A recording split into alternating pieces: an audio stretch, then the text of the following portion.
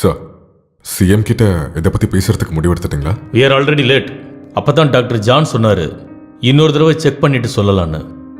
அதை அவரோட political security Vasudevan நேரம் பார்த்து சொல்லிடுவார். சார், மிஸ்டர் வாசுதேவன் தவிர்த்து வேற யாருக்காச்சும் தெரியுமா? அது என்னென்னா, எனக்கு DGP Srinivas, doctor John, doctor Jeyaseelan, doctor Farida and of course you.